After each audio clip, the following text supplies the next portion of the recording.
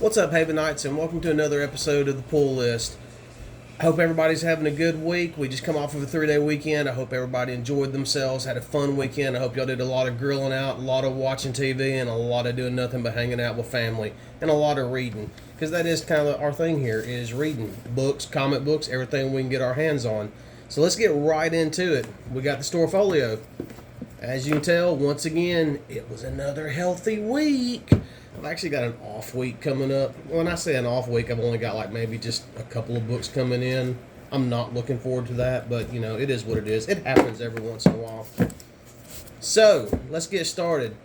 And once again, we're kind of out of some bags and boards, so we got some naked books. They not naked, they naked. But right off the bat, we have Darkwing Duck, issue number 5. So I've been saying this from the very beginning of Darkwing Duck by Dynamite Comics. This is a fun, nostalgic read. You feel like you're reading the old cartoon from when you was a kid. If you're wanting for something like that, if you're looking for something like that, and you just want to kind of zone out and just enjoy something mindless and kind of remember what it was like when you were a kid, I would say definitely pick up the Darkwing Duck series. It's been really fun. In this particular issue, the Liquidator is back. So you do have some, honestly it's weird, but it does kind of feel good to see those characters that you've forgotten about. In this issue, Darkwing and Launchpad are basically having a spa day. And they literally encounter the Liquidator. And it just kind of goes from there. It's another kind of mindless adventure. Yes, he does have a moment with Goslin. Yes, Goslin is kind of possessed, somewhat under some mind control, brainwashed, whatever you want to call it.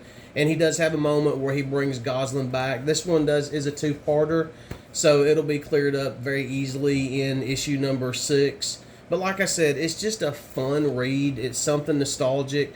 It's really good if you've got kids. Your kids would enjoy it. Even, say the smaller kids that don't actually read, this would be something good to read to smaller kids just before bedtime. They're quick stories and they're fun stories, and they're lighthearted. I mean, at the end of the day, it is Disney. It's Darkwing Duck. He is the terror that flaps in the night. He has tons of great one-liners like that in this series. So yeah, I would definitely say pick that up for just a nostalgic read or for your kids. Next up, we have Dawn of DC, Nightwing, issue 104.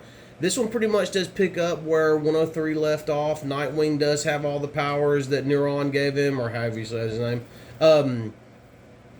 But he only has 2 hours. 2 hours to truly test these powers out to see what all he can do with them. It's kind of like a little, almost like Neuron's trying to bait him in, trying to tease him a little bit. So what does he do? He literally goes and he helps his friends. They take care of Themyscira. He goes on a quick mission with Wally, with the Flash. They kind of do some things in there. This issue actually is, I believe it's supposed to take place before Titans 1. For those of you that read Titans 1 a couple weeks ago and now 104, you'll understand what I'm talking about. I don't want to give away Titans 1 just yet for anybody that has not. You know what? Let's do it. Titans 1 literally starts off with the Flash getting shot and dying at the end of the issue. But yet he's in this issue. So maybe this was just kind of a release date thing. They were kind of off a little bit some. But, that happens in this industry. It happens in a lot of places. But one cool thing that Nightwing does in this issue that I did enjoy was he went to Superman. And he literally just wanted to shake Superman's hand. You kind of get the impression that's a little bit of a test of strength just on Nightwing's part, because he does make a comment that Superman is still holding back. But Superman does something really cool. He literally says, hey, come on, let's go. They fly up into the atmosphere, where you always see the iconic photo of like Superman looking down on the earth and everything. And they have a nice little conversation. But then Nightwing does what Nightwing should do, and he gives the powers up in the end, and he becomes, who he's supposed to become. It was a good issue. It kind of finished off the story of, I cannot remember the little girl's name, but she is adopted by the Amazons, and she's going to be raised and trained by them. Neuron's pretty much given up. He's not going to get her soul. We do have a conclusion to the secondary story that was in here where Nightwing is teaching Superboy about how to be a detective at the circus and everything that was going on there. That was a nice little story. There's no true supervillain or anything. It was a detective story. That's exactly what it was. And it was, this was one of those rare occurrences where the secondary story, in my opinion, was just as good as the first story. We do get a funny little moment with Superboy toward the end of it, where basically they're at the circus and he's playing like that ring toss game, and Superboy automatically notices that the rings are nowhere big enough to land on the Coke bottle or whatever it is, and he fixes the ring, which automatically helps him win. And that's kind of how that game's rigged, for those of you that didn't know. So yeah, I thought that was a nice, just kind of a nice little touch.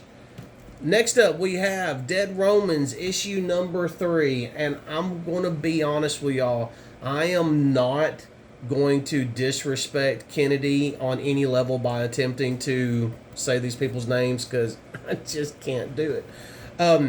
There is one particular character that I feel like I'm saying his name right, Arminus, something along those lines. But we're really seeing in this issue that he is a sound military mind. He's got a strategy, and his strategy is working. We do see a little bit of back and forth with the Germans. The Germans do have the Romans pretty much surrounded at just about all times. It's honestly, this book has been really cool on the military strategy aspect of it, on the battle plans, just the strategy of when you have a superior army, how do you take that army down? This was really good. You can tell that they definitely, we did have Kennedy and Markovich on Shop Talk with Josh and I one night, and we did talk about like doing the historical research and everything, and you can definitely tell with these issues that they've done that. If you're needing a complete and total break from everything superhero, everything supernatural, robots, all that, I cannot recommend Dead Romans enough. Dead Romans has been a fun read. I'm at least hoping that I'm somewhat pronouncing their names right in my mind, because I know that I'm not going to be able to pronounce them right here. So yeah, issue 3. And there's one thing that I do want to point out right quick, and that is the art. The art has been absolutely beautiful in every single one of these issues.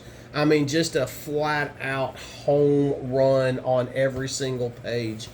One thing, where they're walking through the forest together. Just absolutely beautiful art. I would definitely say go to your LCS and at least pick these books up and just kind of flip through them just to kind of get an idea. But the story is really good. It's really in-depth. Like I said, a ton of historical accuracy, and it's been fun to read. It's been a very pleasant change of pace. But back to the mindless stuff again. We have Dungeons and Dragons Saturday Morning Adventures, issue number 3. Once again, it's like you're reading an issue. It's like you're reading a episode of the actual cartoon. It's been fun revisiting these characters. This is another good one that would be good for the kids. Good one to kind of read the kids, like a bedtime story or something. Another quick read. One cool thing, and I will show y'all this right quick, they did fight a beholder, and that was actually kind of cool for some reason. It's not a very long fight. It's not a very massive battle strategy or anything. But as you can see, they did go up against a beholder in this issue. And it's really good. But in the first couple issues, you kind of see the group are torn and everything. The group is really getting back together on this one. They're starting to get on the same page. I believe this actually wraps up with issue 4. It was just like the G.I. Joe Saturday Morning Adventures that they did maybe a year ago. So yeah, it's along those lines. Definitely, once again, another nostalgic, fun, mindless read. And every once in a while, you just need to do stuff like that. Another good one to share with the kids. I kind of pride myself on telling y'all, hey, don't buy this book for kids, or hey, you might want to kind of monitor your child if you want them to read something like this. Make sure that they're old enough. But also at the same time, I want to throw in some kids' books for y'all. I mean, I've got kids. I know one of my kids are a little bit older, but I know how it is as a parent when you're really and truly wanting to just kind of say, hey, flop down, check it out. And you can do that with these and with Darkwing Duck. So, yeah, I definitely recommend these for children. And when I say children, once again, I mean, I'm not talking every single child. You know your child. I don't know your child. So, you make that decision, but these are safe books for kids to read. Or to be read to, for that matter. Next up, we have Mad Cave Studio, Exorcists Never Die, issue number 2. Our exorcists have made it to the second level. You can tell that there is definitely some tension between those two because, once again, for those of you that did not pick up issue 1, they are in what I'm referring to as a hell scraper, kind of like a skyscraper. It's just, it goes down. And they are fighting their way through the levels. Well, each level represents a different sin. And the level that they're on here in issue 2 is actually lust. And now we know that both of our exorcists have a romantic history, that they're not together anymore. That kind of comes out in this issue. We do get a little bit more of that backstory, which was really cool. The only thing that I did not like about this issue was I kind of wanted a little bit more of the sin/demon lust, but that was just a personal thing. There's absolutely nothing wrong with the way he was portrayed or the way it was done. Honestly, the dialogue for Lust I thought was almost perfect. I thought it was great. Another nice touch that I saw in here that I really enjoyed, that I don't know how many people would pick up on this. I do want to point it out though. They utilize what they call the God Flow, and they can basically summon the power of angels. Well, you do get Hasmet, the Angel of Annihilation is what they're actually using in this particular issue. But if you look at the angel's really not like anything that we have seen before. And I like that. And here's the reason why I like it. This is more of an accurate, I say accurate, but this is more of a biblical representation of what an angel would actually look like. This is what they're closer to being described as in the Bible itself. And I thought that was a really nice touch. Now, I mean, we also do have a couple of other angels in here, and they would be along the lines of what we would think, as far as, like, say, famous paintings and stuff like that. But also, the other representation, which I thought was a really good touch. Next up on the list is apparently Gluttony, and I do like the way that it ended. Oh, that's pretty much what Lust looks like.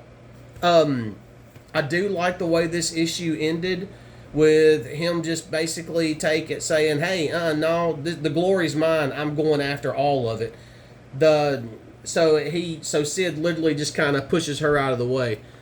But here's a sneak peek for issue 3, and apparently it's all over our boy Sid. I mean, I think he's going to have some issues in the next issue. Yeah, I know there's something wrong with me.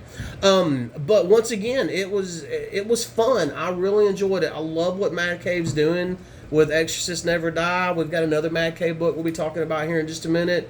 But yeah, once again, another fun read. I know Josh is reading this one also. So on Shop Talk, I generally release these videos on Friday mornings, the morning after Shop Talk. So I'm sure that we'll talk a little more about this tomorrow night.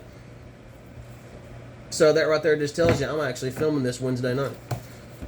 Next up on the list, we have King Spawn, issue 22. Good news. Spawn rescues Sam. Sam is safe now, or as safe as Sam can possibly be. But they're in the warehouse. There's all the brains. That's kind of nasty. It's kind of gross. There's a monster, a demon, whatever we want to call it, waiting. They need to fight it. They make their way through. Yoko's back. But somehow Yoko is tied into all of this because the brains are kind of connected to this, like, brain internet. It's kind of weird. It works. It's weirdly works. It's another enjoyable issue of King Spawn. Once again, art absolutely amazing. Everything looks great. The representation of Sam in this particular issue is exactly what you would want Sam to be. King Spawn is kind of hard to explain. It's one of those that if you're reading Spawn, you understand.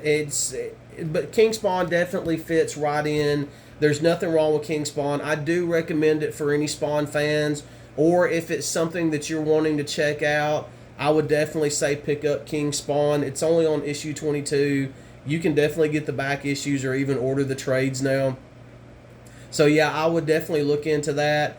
The King Spawn does come across as being just a little bit darker, but it's also a part of this actual storyline right now, so it makes sense. I mean, it's very well written, very well done. I'm definitely enjoying King Spawn Gunslinger. So the Gunslinger's never mentioned in this. Let me just go ahead and throw that out there. This is kind of a, think of Detective Comics and Batman. You know how you got two different titles telling basically two different stories of the same character? Same concept here. Exact same concept.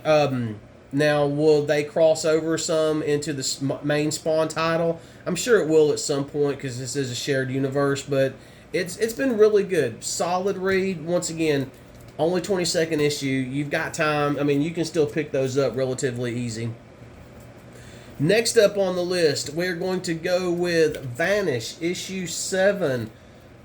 Our boy Oliver's got some problems. So we find out that Oliver is actually somehow, some way, some level possessed by Vanish himself, Baron Vanish. Did not see that coming. That was kind of all right, that's intriguing. I like that. Once again, Donny Cates, Ron Stegman, phenomenal duo. Stegman just completely and totally captures everything that Donny Cates is trying to tell in the story. Captures it artistically. Probably going to say her name wrong, but Oliver's wife, Ellen, L-Y something in. She is definitely trying to help him, even though even she admits that she no longer loves him. But she's still trying to help him because she doesn't want him to see him die. She understands what's going on. She basically casts a spell that does not bring Dustin back from the dead, but it allows him to kind of cross over. They can carry on a conversation, and he does tell her that Vanish is not in the afterlife. And she says, "How do you know?" And he tells her that it's kind of like an interconnected thing, and it's hard to explain.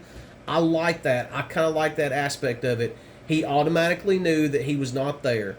So now Dustin is basically on a jaunt through hell to get to someone that can get them some answers and how to drive Vanish out of Oliver and how to save him. Once again, really good. The thing about the Vanish books are every single book seems to pick up speed. It's just like one right after another. I mean, it's just like hit after hit after hit. You do not get a break in the action. It does not slow down. What was the old saying? Or it's a tour de force. Yeah, we'll go with that. That sounds kind of cool. Makes me sound a little smart. So let me go ahead and flip this right here.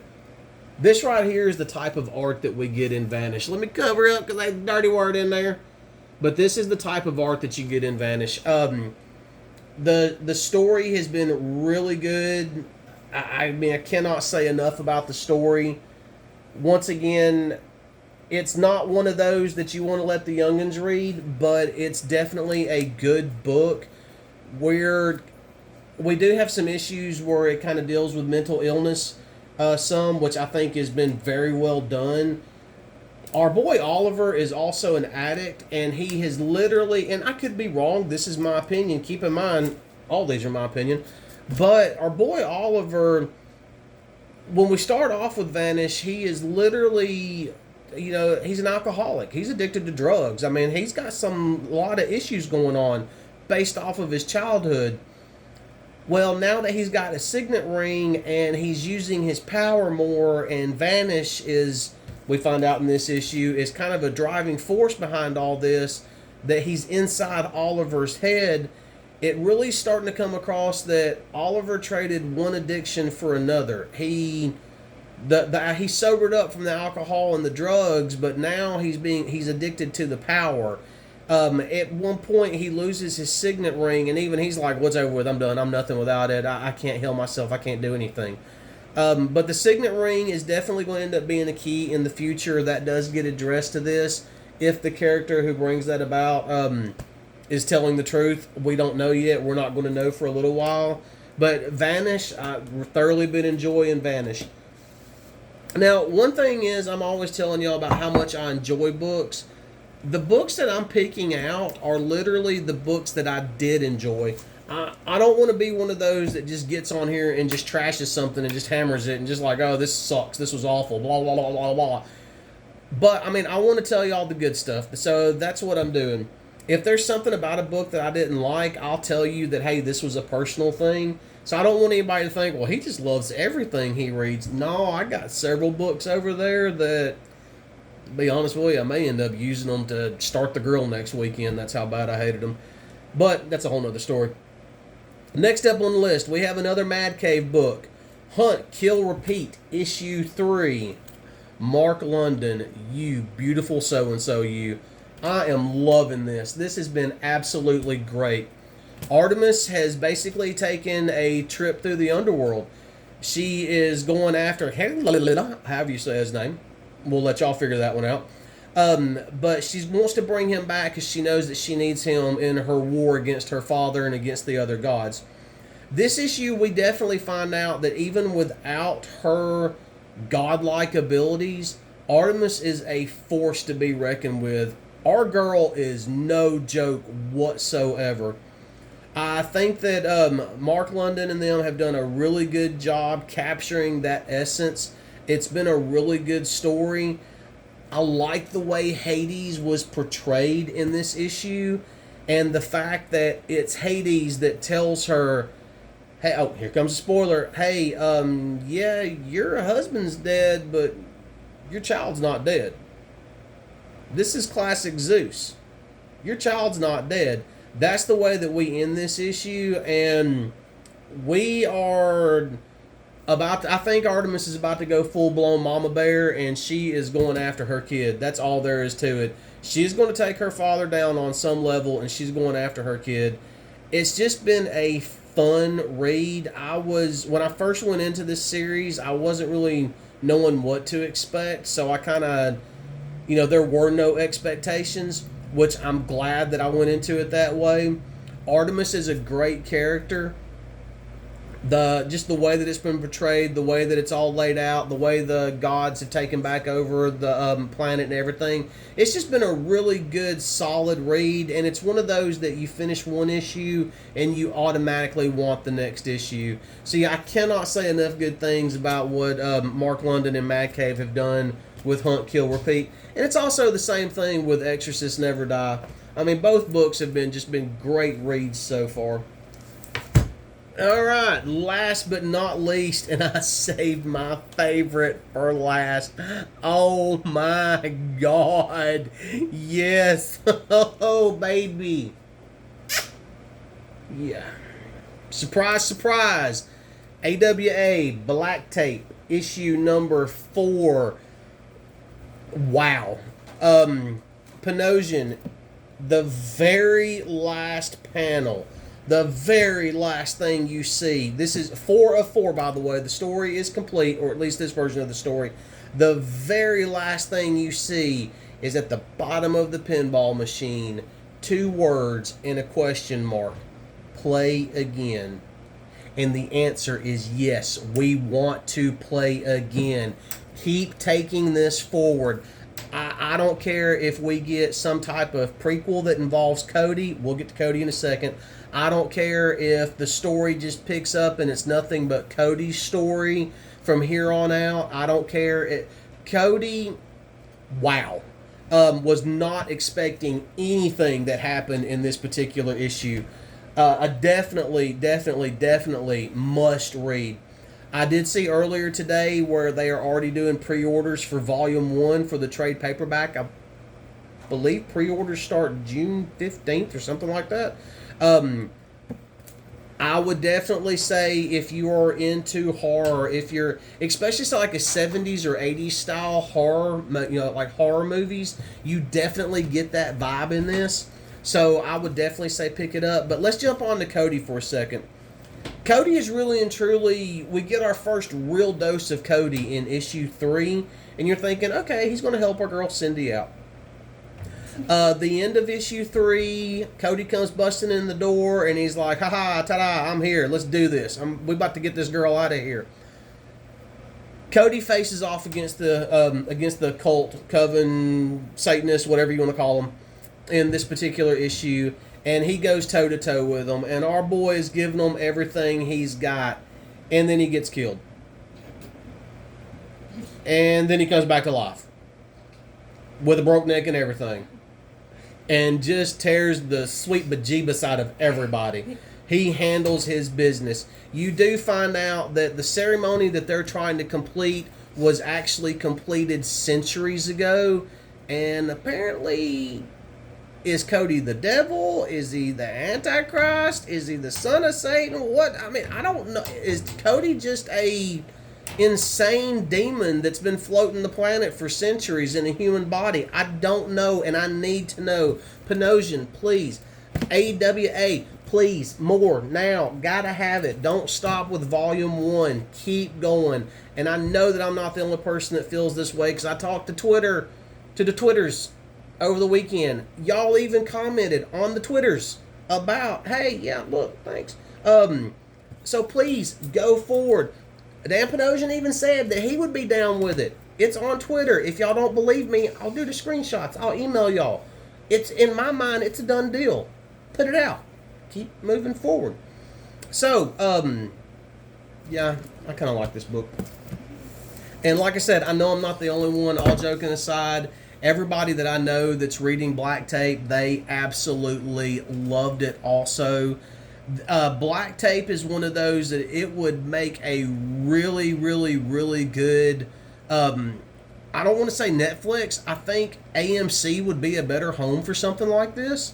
Just because, well, I think it's going to get to a little more people. But I think that Black Tape is probably, I mean, it ranks up there. I've told y'all 1,000 times. My favorite AWA series is Devil's Highway. Black Tape, right up there with it. I mean, just great. And I mean, Black Tape may even be neck and neck with Devil's Highway, and that says a lot because I love that series. 2 volumes. Get them at your LCS. That is actually our pull list for the week. I do want to thank everybody that's been tuning in. I want to thank everybody that's been supporting the channel, everybody that has been checking out the shorts. We do release shorts daily. If you like this type of content, plus a weekly live show, plus daily shorts, and now the Haven merch shop, that link will be pinned in the description of the video if you want to go check out the new merch. We've got Shop Talk and we got Haven gear. We might even have some teddy bears with some names on them. Don't know. So, once again, thank y'all for tuning in. Thank y'all for watching, and we will see y'all next week.